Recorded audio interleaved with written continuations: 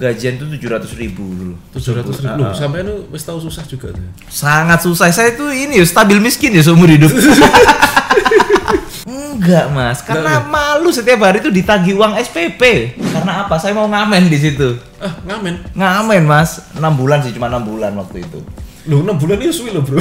Iya lama tidur di musola. Sampai sekarang saya ngerti preman-premannya terminal Giwangan Jogja. Ini pengamen terminal tiba no. Iya. Bahkan kan pandemi tuh bro. Nggak ngaruh. Itu ongkirmu sendiri berapa bro sekarang bro? Sebulan gitu? Boleh dikonfirmasi ke JNE itu per bulan ya paling nggak. Ongkir? Iya bayar ongkirnya. Wah.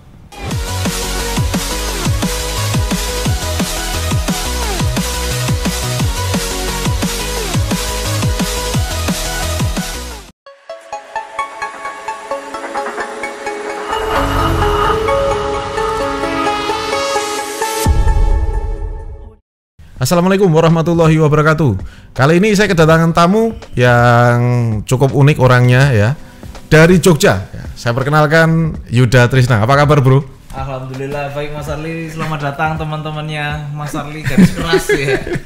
Nama saya Yuda. Ya kali ini kita mau bicara ngobrol-ngobrol santai tentang seputar bisnis tentunya. Karena Yuda ini sebetulnya saya kenal itu sebagai penjual online ya. Penjual online yang pengirimannya itu ya beliau sih waktu itu saya nggak dapat info dari Yuda sendiri tapi pihak pengiriman yang ngomong ke saya gitu. Bocor dari ekspedisi berarti. Bocor dari ekspedisi gitu ya. Bocor dari ekspedisi pengirimannya itu waduh 2.000, 1.500 gitu ya. Satu hari gitu. Saya juga nggak tahu yang dijual apa gitu. Oke, beberapa tempo yang lalu saya sempat main ke kantor. Saya sempat main gitu, kenalan main ke kantor, kita lihat gitu ya, ternyata beneran gitu ya. Di situ orang packing itu sama krak enggak karu-karuan gitu ya, dari pagi sampai malam. Ya, itu ngirim barang dan saya heran, ini tuh orang ini jualan opo gitu ya. Terus corone jualan jur piye gitu ya. Nah, mari kita sekarang lihat ya. Kita pelajari sama-sama. Saya juga mau belajar nih. Sebetulnya Mas Yuda ini ngapain aja sih di online itu dan pengalamannya selama ini seperti apa? Kita simak dulu setelah yang berikut ini. Kisah kami berjualan online mungkin mirip dengan perjalanan kali ini. Mempersiapkan hati dan logika lebih didahulukan daripada persiapan teknis.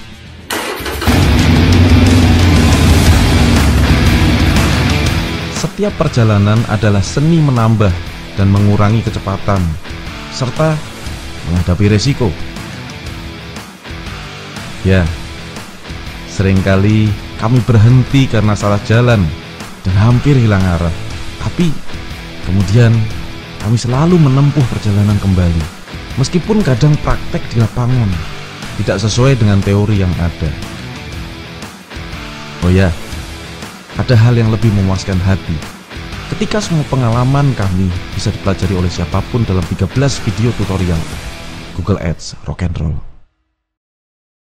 Baik, yuk kita lihat yuk apa yang dilakukan sama Mas Yuda. Bro, sebetulnya kamu tuh ngapain tuh bro?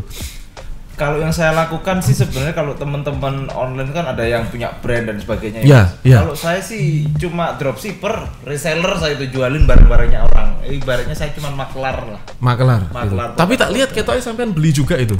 Barangnya sampean beli terus sampean jual. Iya, tadi kita stok dulu karena kan sekarang COD Mas Arli. Oh. Beda kayak dulu kan orang transfer dulu kita bisa langsung kirim dari supplier kan. Kalau sekarang harus stok dulu. Gitu ya. Jadi itu. sampean beli barang terus dia nah, jualnya itu gimana? Kok bisa sebanyak itu? Kalau sekarang sih bisnis saya masuknya ke bisnis advertiser ya, ngiklan berarti. Ngiklan. Ngiklan itu ada di platformnya Facebook, Google, TikTok sama Instagram itu, Mas. Google, Facebook, TikTok, Instagram, 4 platform itu, sampai ngiklan semuanya. Ngiklan semuanya. Soalnya kalau kita ngandelin satu platform ya mungkin menempuh 1.000 itu hanya statusnya pernah ngirim 1.000, tapi tidak stabil. Tapi gitu. ini dari kemarin ketoknya aku lihat yo gede-gede terus pengirimanmu. Alhamdulillah Mas, alhamdulillah di 1 tahun ini belum pernah turun sih. Di angka di bawah 1.000 belum pernah lah, minimal 1.500 lah alhamdulillah. Kemarin sampai lembur-lembur itu ngirim berapa itu yang kemarin? Itu kemarin tuh 4.700 Mas. 4.000? Kebetulan. Hampir iya. Oke, itu sebenarnya dijual sampai berapa produk bro? Sampai dulu. Nah itu dia, saya nggak memaksakan ini Mas Arli, satu produk untuk bisa menjual ribuan enggak, tapi saya akumulasi dari banyak produk. Banyak produk. Untuk semua masing-masing produk itu menyumbang pembelian. Oke. Kalau diakumulasi jadi ribuan. Gitu. Ya. Nah ini teman-teman, ini satu fenomena yang menarik ya ini bahkan kan pandemi tuh bro. Nggak ngaruh. ini kan pandemi loh, dia ngirim barang segitu banyak gitu, sing beli ya siapa loh. Sebenarnya pandemi itu ini Mas, kalau kita bicara ini cuma logika ya. Kalau bicara semuanya ekonomi secara grafik turun memang iya. Tapi sebenarnya itu ada sebagian besar juga transaksi berpindah dari offline ke online. Gitu ya. Jadi yang offline ya pasti omsetnya turun banget itu. Tapi secara online itu orang itu ya tetap ngeluarin duit ya. Iya bener itu, tetap belanja, tetap butuh, tetap kepingin gitu. Di Indonesia itu enak banget, orang ibaratnya dia nggak pengen tas ini kena iklan tas yang value-nya lebih dari produk yang lain, yo pasti beli meskipun pandemi gini. Aku juga heran ya Mas yo. Tapi kayaknya iya juga gitu. Iya berpindah dari transaksi. Karena kita juga ngalamin juga ya gitu. Meskipun kita nggak boleh ke mall, ya tetap aja tiap hari paket datang. Nah gitu. Bener. Ntar kalau nggak saya yang ini, ntar istri saya. Gitu. Nah bener Mas. Ternyata karyawan belanja kan. Tetap belanja orang-orang itu mah. Terus gitu. Nah jadi ini menarik saudara. Teman-teman kalau ya kita tahu lah masa-masa pandemi gini kan memang banyak yang sulit ya teman-teman, banyak yang mengalami kesulitan. Tetapi sebetulnya nggak separah itu juga sih kalau kita mau melihat satu peluang gitu. Nah, oke, sebelum Yuda ini sampai berbisnis dengan cara beriklan, sebelumnya ngapain aja bro? Ini udah berapa lama sebetulnya? Kalau si ngiklan itu dari 2018 Mas, termasuk baru saya. Oke, 2018 sekitar 3 tahunan ini ya. Masih baru kalau bisnis online ini. Oke, dulu pernah punya pengalaman apa sebelum beriklan? Dulu itu frasenya saya itu pertama itu memang basicnya marketing Mas. Awal-awal di Jogja itu jadi sales. Sales motor tuh. Oh, sales motor. Iya, sales motor itu yang kegiatannya sebar brosur di perumahan dulu, di pasar-pasar. Nah, itu dulu. Jadi nyebarin yang di mana bro? Kalau dulu sih di pasar, perumahan, gitu, sama pameran-pameran biasanya. Laku? Yo laku sih Mas, karena kebetulan brand yang tak bawa itu memang udah terkenal lah. Udah memang merakyat banget gitu loh. Jadi asik aja yo untuk waktu itu sudah sudah keinginan menjual itu jadi kayak ya udah itu kehidupan saya menjual gitu loh. Jualan gitu loh Mas. Jualan. Ya sales tapi orang-orang dulu itu mending milih yang langsung ke PIC enggak, saya milih salesnya karena nanti terbentuk mental yang kita ketemu orang dimarahin kan, kita ngirim motor disemprot atau kita ngirim motor di situ konsumen terima kasihnya minta ampun padahal kita cuma nganterin motor dan dia bayar itu ada tasyakuran dan sebagainya kan Mas kalau di desa. Gitu kan? Ya? Wah iya, saya senang ketemu orang baru intinya Mas. Meskipun ya hasilnya dikit banget ya dulu mah, zaman dulu mah. Boleh sebut nominal nggak? Nggak apa-apa. Gajian itu 700.000 dulu. 700.000. Sampai lu wis tahu susah juga tuh. Sangat susah. Saya tuh stabil miskin ya seumur hidup. Iya bener, stabil miskin. Alhamdulillah merasakan miskin terlalu lama dulu mah. Apa kuliah Jogja juga dulu? Enggak Mas, saya itu lulusan di Jogja itu memang kerja awalnya? Enggak, saya di Jogja itu dulu awalnya tuh study tour SMP, ngerti nggak Mas? Akhir tahun tuh. Di Jogja itu nggak ngerti langsung cinta. Langsung cinta artinya kok banyak yang banyak seniman-seniman. Dulu kan sebenarnya saya seneng lah ke dunia seni. Aslinya Jawa Timur tuh? Jawa Timur, Mojokerto. Akhirnya saya memutuskan tuh merantau ke sini. Karena putus sekolah aku. Ijazah SMP Mas. Loh, sampean lulusan SMP? SMP. Cuma STM itu SMK itu cuma sampai kelas 2. Terus dikeluarkan karena sering nggak masuk sekolah. Nah ini aku klarifikasi sekalian nih mumpung di sini. Dulu orang-orang itu ngertinya saya nggak masuk sekolah sampai dikeluarkan itu saya saking bandelnya, dikiranya gitu. Iya, tapi kayaknya iya gitu. Enggak Mas, karena malu setiap hari itu ditagih uang SPP. Wow. Iya, dulu itu ditagih uang SPP di teman-teman kan malu tuh. Ya malu lah. Akhirnya saya memutuskan untuk bolos, tapi persepsi teman-teman itu saya nakal gitu. Karena sebenarnya saya malu sekolah udah itu. Malu gara-gara Nggak bisa bayar SPP, nggak ditagih bisa terus bayar Mas. SPP. Ibaratnya ini nih, saya kan punya gebetan nih. Terus satu kelas nih, saya seneng sama satu kelas, udah pendekatan lama, tiba-tiba saya ditagih SPP di depan kelas, di depan dia. Malunya minta ampun Mas. Masya Allah, ya udah selesai. Jadi sampean tuh dulu susah sebetulnya. Iya susah sekali ya, stabil miskin. Nah saya omset tuh miliaran gitu bro. Yo alhamdulillah Mas, alhamdulillah. Itu ongkirmu sendiri berapa bro sekarang bro? Sebulan gitu? Boleh dikonfirmasi ke JNE itu per bulan ya paling nggak. Ongkir? Iya bayar ongkirnya. Wah, ongkir? Bayar ongkir satu. Konfirmasi ke ekspedisi lah langganan kita tuh ya, coba. Iya kita ongkirnya segitu memang Mas. Ya gede sih ya tapi yo menikmati sekali. Ya itu baru ongkirnya ya. Iya itu ongkirnya. Aku kan nggak cerita omsetnya berapa ya. Jangan bahaya. Kita buka ongkirnya saja gitu ya. Ongkirnya segitu. Wah ini gila ini orang ini. Berarti dulu sampean susah. Terus kok bisa sampai Jogja? Setelah itu saya memutuskan untuk merantau di SMA SMK. Setelah saya putus sekolah itu saya jualan tahu kremes Mas, dulu lagi in. Tahu kremes. Itu kan kayak orang lata tuh, tahu kremes itu di mana? Jogja? Di Mojokerto, masih di Mojokerto. Oh, di Mojokerto. Iya, tahu kremes itu yang tahu yang ada ya rasanya balado apa itu loh Oh, Mas. tahu aku. Franchise. Iya, tahu pokoknya ada kremes-kremesannya itu ya. Iya. Itu apa? Tepung beras itu.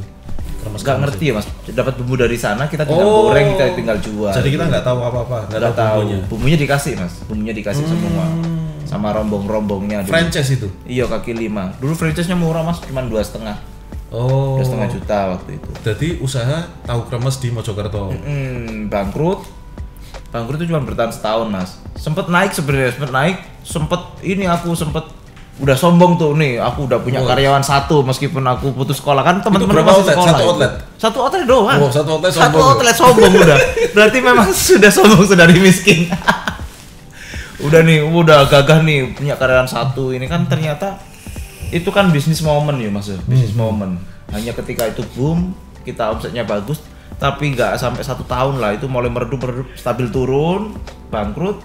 Akhirnya tapi kan di situ sebenarnya sudah ada uang saku sebenarnya dari jualan itu, meskipun bangkrut ya secara ini, tapi udah ada uang saku. Aku memutuskan untuk di Jogja jadi gitu. Awal di Jogja. Jadi itu tutup, punya sedikit uang ke Jogja. Lari ke Jogja. Niatnya apa bro sampean merantau itu? Apa? Udah ada rencana apa gitu atau bagaimana? Itu kan bukan sesuatu yang gampang. Kita habis kesulitan nih, usaha kita habis tutup. Terus kita berusaha keluar kota. Terus kalau nggak punya rencana, masa nggak punya rencana sampean? Atau gimana? Jadi gini Mas, lucu banget itu. Saya kesini itu karena tahu informasi satu-satunya terminal yang pengamennya nggak galak. Karena apa? Saya mau ngamen di situ. Ngamen Mas, 6 bulan sih, cuma 6 bulan waktu itu. Loh 6 bulan itu suwi loh bro. Iya lama tidur di musola. Sampai sekarang saya ngerti preman-premannya terminal Giwangan Jogja itu hafal banget saya masih. Penjualnya ya akrab. Orang yang jaga-jaga ponten semua toilet itu masih akrab Mas. Kenal ya? Masih kenal. Karena dulu sampean ngamen di terminal Giwangan. Terminal Giwangan itu soalnya di terminal lain itu kalau ada mau pengamen baru itu ngeri Mas, dipukulin itu memang iya, nggak cuma di film mafia gitu iya dipalakin, gitarnya diminta gitu tapi di Jogja itu ada wadahnya gitu. Kita cukup bayar 7.500 satu trip itu rutenya Jogja Solo. Kita ngamen nih Jogja Solo itu kita bayar 7.500. Solo ke Jogja juga sama 7.500. Padahal PP itu kita udah ngantongin 70.000 waktu itu. Bayarnya ke siapa? Jadi kayak ada asosiasinya Mas, pengamen di situ. Kayak paguyuban gitu ya? Iya, jadi pengamen di situ diatur, nggak liar. Yang penting punya gitar bisa nyanyi, tiba-tiba ngamen nggak bisa gitu, diatur gitu. Oh sampean ya, aku sempat lihat sampean nyanyi di studio itu ya. Oh iya, itu karena efek-efek hobi Dulu ngamen dulu. Tak pikir sampean ki band terkenal musisi apa-apa. gitu ya. Enggak ya, karena itu ya itu bayangin saya juga di bis itu. Iki pengamen terminal tiba no. Iya. Awalnya ngamen di terminal tapi lama. Cah. Enggak lama 6 bulan. 6 bulan, tapi 6 bulan itu lama bro. Kalau ngamen loh. Karena mungkin saya menikmati Mas waktu itu. Menikmati ya? Nikmat banget ya. Karena 70.000 waktu itu udah. Pikirku yo sampean itu merantau di Jogja kuliah gitu. Enggak yo. Jadi ke Jogja ngamen 6 bulan itu. Berhenti ya sebenarnya bukan karena udah bosen atau malu, enggak. Tiba-tiba ibu saya kesini, kan saya pamitnya ibu kerja, panggilan kerja. Wah. Panggilan kerja dulu. Pamitnya itu di apa namanya itu yang jualan alat berat itu apa namanya Mas? Tobacco apa itu? Oh namanya? iya. Kan ada iklannya itulah. Pamitnya ke situ aku. Di Jogja Bu ada pabrik ini, aku jualan ini gitu. Ya di sini ngamen, ibuku kesini ada yang ngasih tahu gitu loh kalau aku ngamen. Kan Jogja ini kan lalu lalangnya orang Jawa Timur juga Mas. Banyak juga tetangga yang merantau ke sini sebenarnya. Akhirnya mau nggak mau pasti tahu itu. Kesini tuh nangis ibu saya. Malu saya dia. Terus berhenti. Iya cuma dipeluk sama ibu. Malu saya Leo. Lah kenapa malu Bu? Kan orang-orang rumah nggak ngerti gitu loh. Waktu itu namanya, maaf saya sebut namanya Pak Dirman. Itu Pak Dirman tahu kalau udah ngamen di sini gitu. Malu lah ibu saya. Akhirnya ya udah saya memutuskan untuk jadi sales meskipun sedikit, tapi yang penting ibu saya nggak malu lah. Anaknya kerja di mana? Honda kan seragamnya bagus. Sebetulnya banyak mana tuh hasilnya nyeles sama ngamen? Kalau boleh jujur ya 4 kalinya lebih banyak ngamen Mas. Oh iya toh. Lebih banyak ngamen yuk. Iya ngamen cuma 2 jam kita dapat segitu loh. Iya kan? Dan pasti dapat uang ya. Pasti Sales kan harus closing dulu ya. Iya. Kita modal melas sama suara nggak bagus-bagus amat udah dapat duit di terminal mah. Parah. Makannya murah di terminal 5.000 udah puas gitu Mas. Tidurnya di musola dulu. Terus jadi sales berapa tahun sampean jadi sales? Hampir 2 tahun Mas, hampir 2 tahun. Oh, itu barusan loh coba. 2 tahun nih. Terus setelah itu online. Belum, servis AC dulu. Hah? Bengkel Servis AC. ISO sampean nyervis AC gitu. Sampai sekarang saya nggak bisa benerin AC Mas. Nah terus? Jadi dulu itu ini Mas, ketika aku nyeles ketemu temanku itu namanya Mas Sigit, saya ingat itu. Dan orangnya masih hidup dulu, sampai sekarang masih komunikasi. Dia itu dulu bangkrut usaha AC, kemudian memutuskan untuk nyeles ceritanya gitu.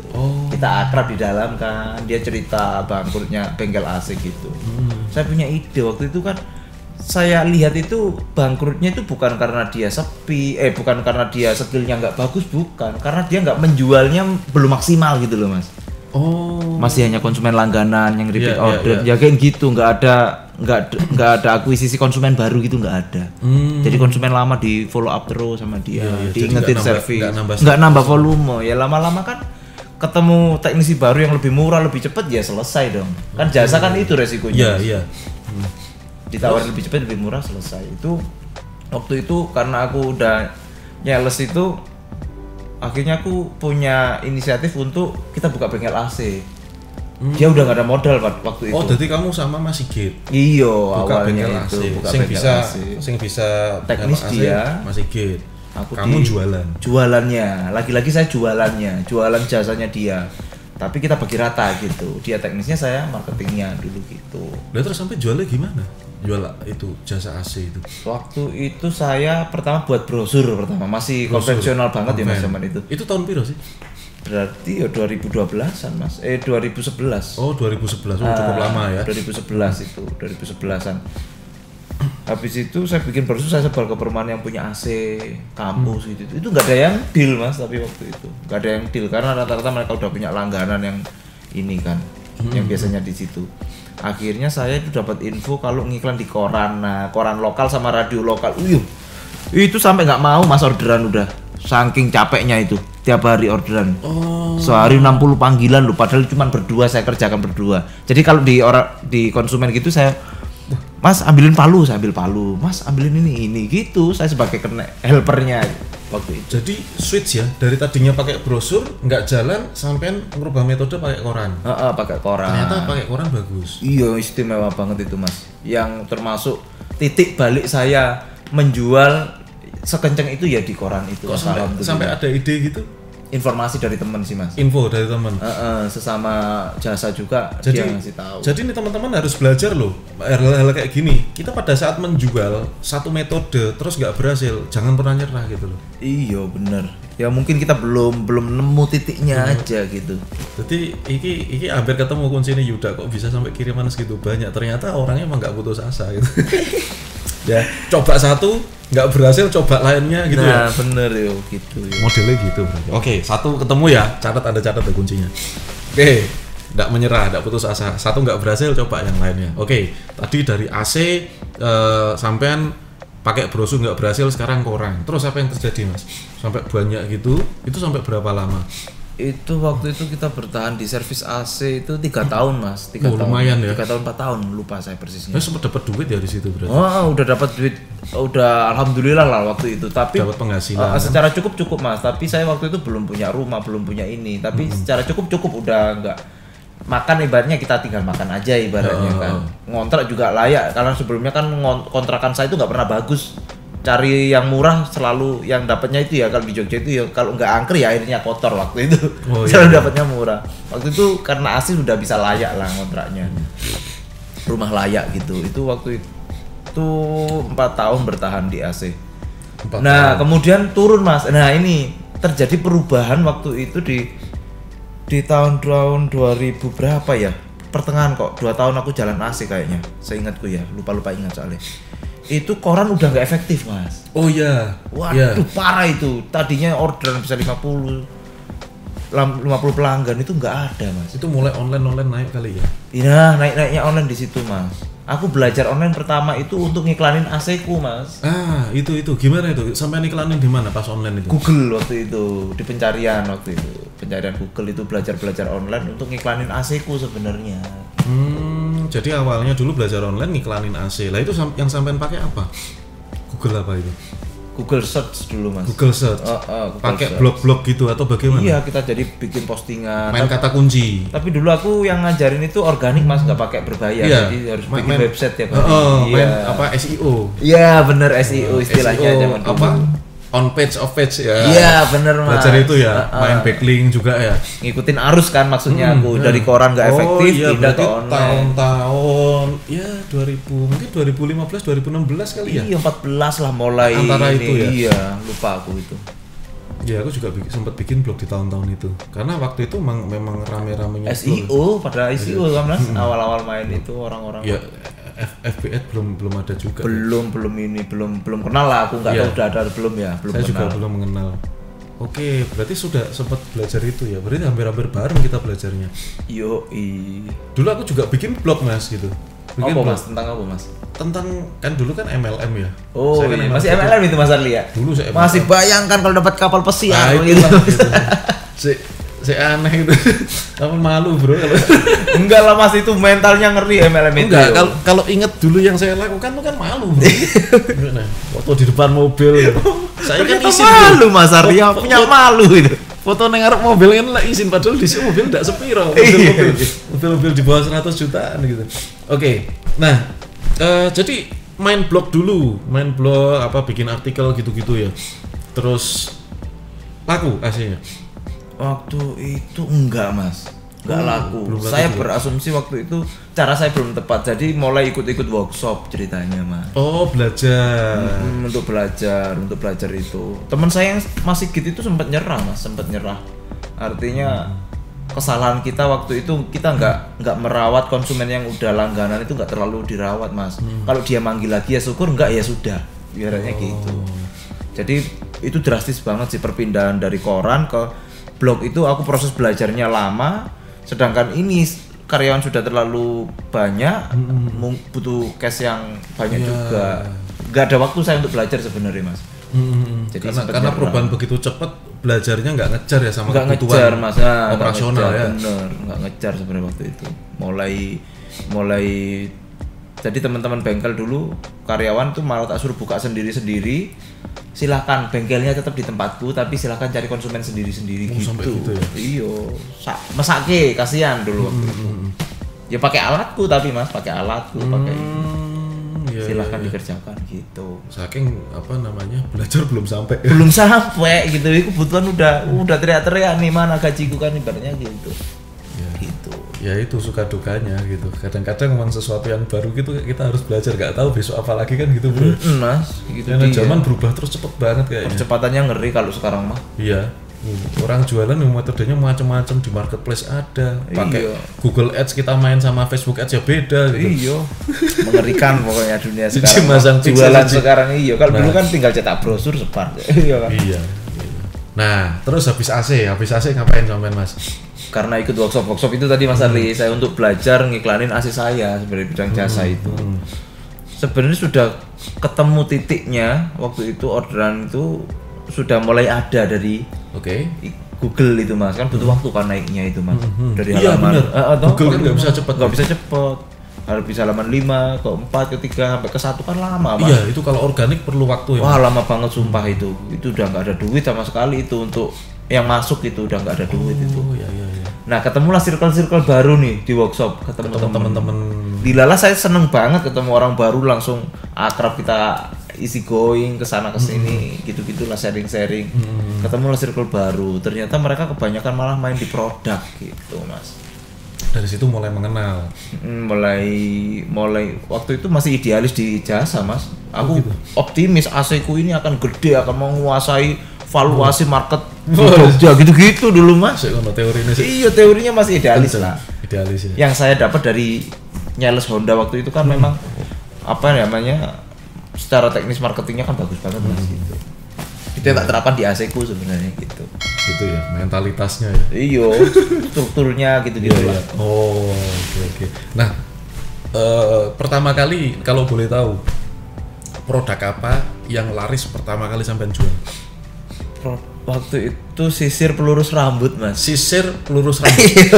Itu kenceng banget Mas. Itu kapan itu? Tahun 2000 berapa ya?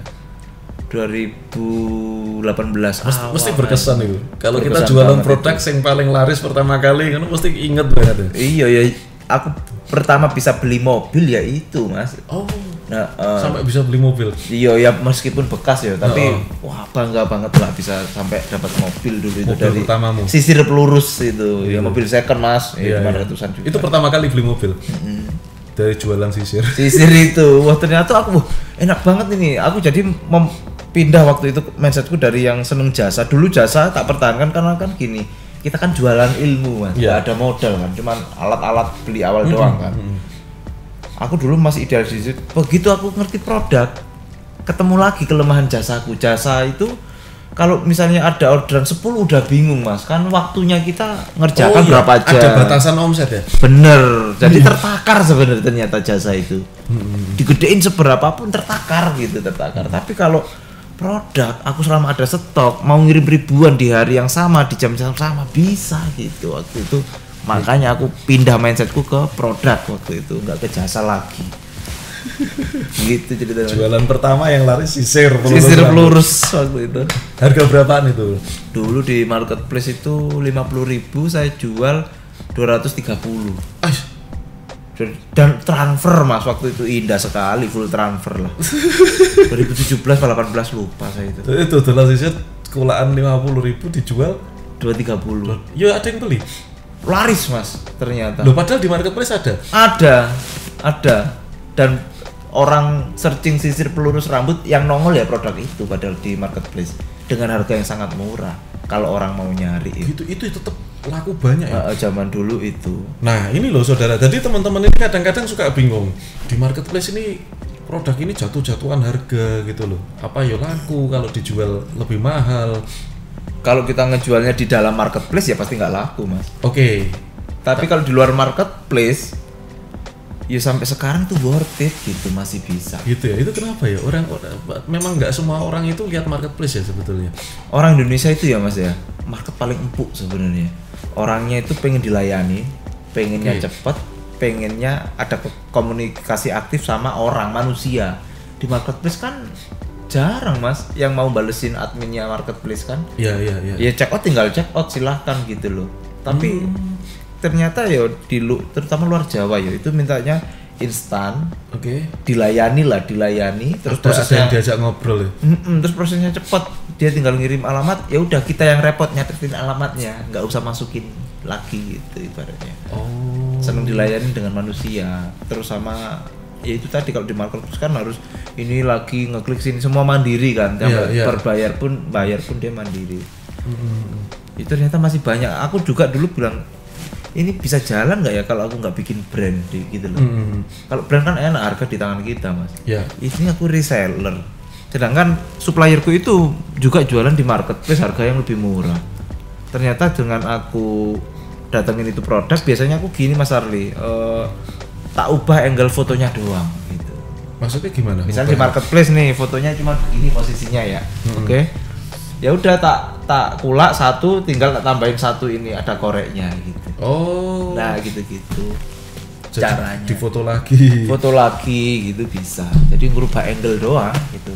Cuman ditambahi ada korek di sebelahnya gitu tak laku Iya, 230.000. Bahkan biasanya nggak tak tambahin korek, biasanya cuman aku minta supplierku gambar-gambarnya, cuman tak tambahin, tak ubah background, tak tambahin apa bonus sekian gitu-gitu. Wow. Diskon sekian gitu. Ternyata menaikkan harga itu sesimpel itu ya. Sesimpel itu Mas, ternyata nggak sesusah apa ya. Cuman ditambahi korek. Iya, nggak sesusah yang di workshop gitu.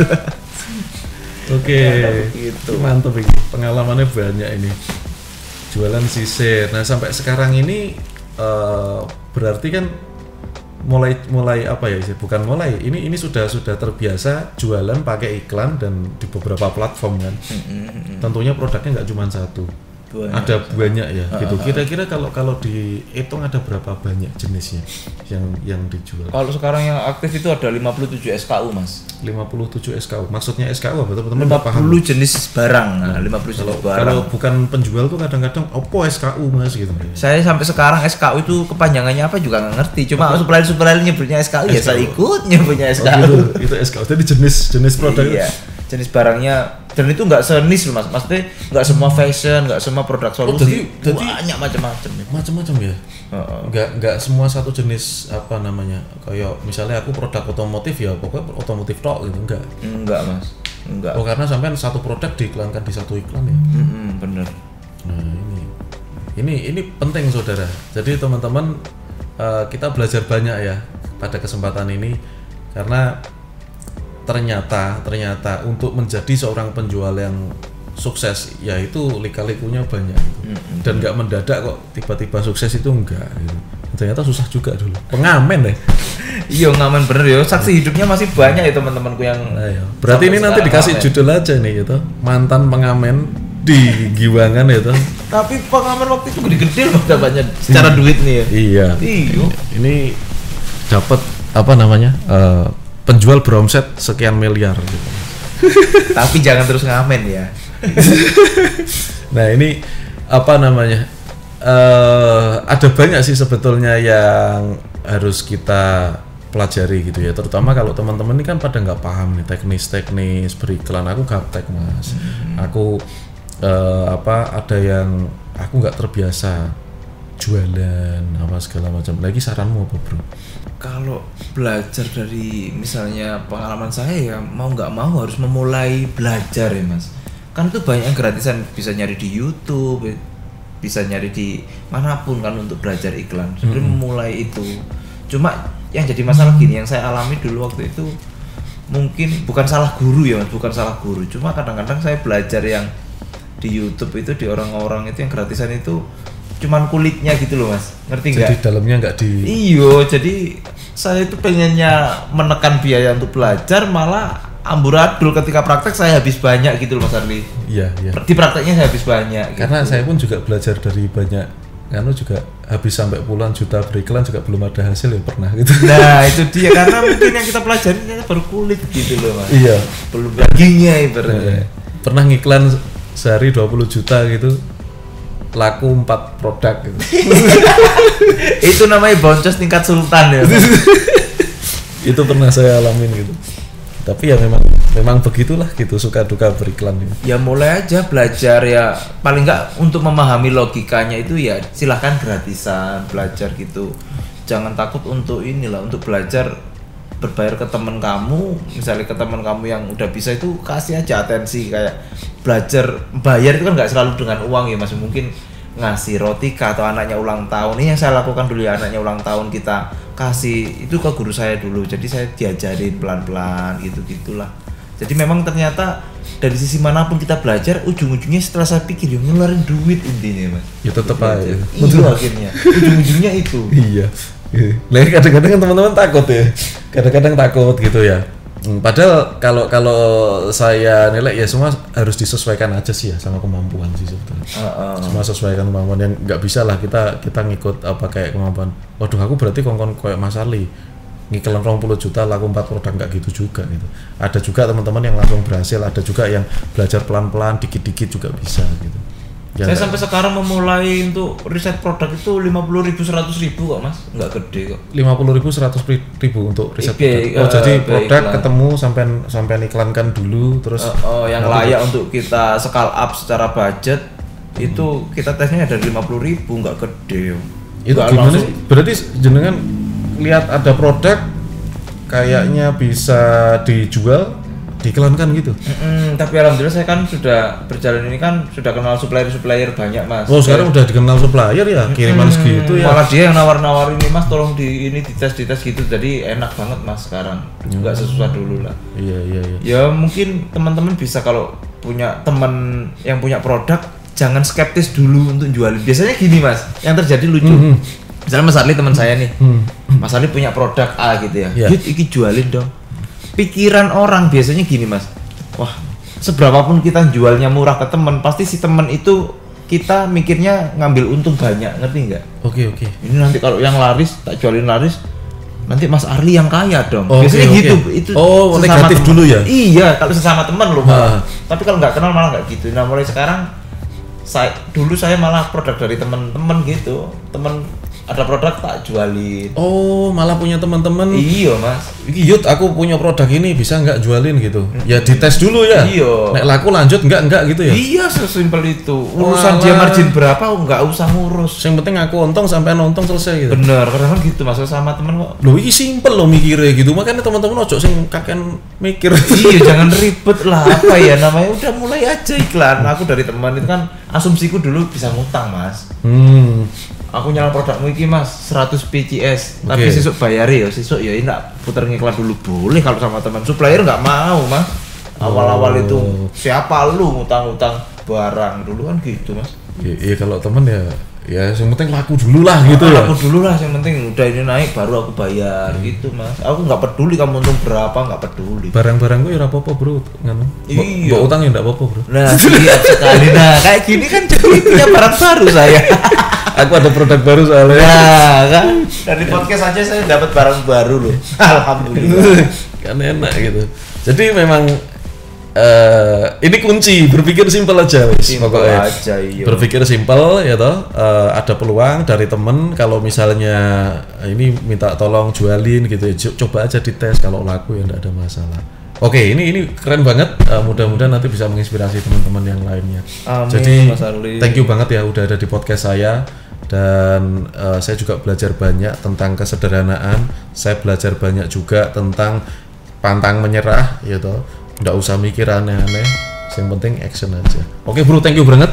Siap. Saya akan akhiri 86 podcast ini, dan seperti biasa saya doakan Anda semua yang nonton, semoga Allah Subhanahu wa taala senantiasa memberikan Anda rezeki yang berkah, rezeki yang melimpah, dan rezeki yang bermanfaat. Wassalamualaikum warahmatullahi wabarakatuh. Waalaikumsalam warahmatullahi wabarakatuh. Kisah kami berjualan online mungkin mirip dengan perjalanan kali ini. Mempersiapkan hati dan logika lebih didahulukan daripada persiapan teknis.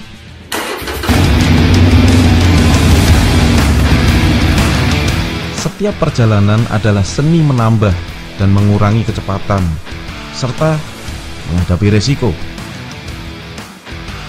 Ya, seringkali kami berhenti karena salah jalan dan hampir hilang arah. Tapi kemudian kami selalu menempuh perjalanan kembali. Meskipun kadang praktek di lapangan tidak sesuai dengan teori yang ada. Oh ya, ada hal yang lebih memuaskan hati ketika semua pengalaman kami bisa dipelajari oleh siapapun dalam 13 video tutorial Google Ads Rock and Roll.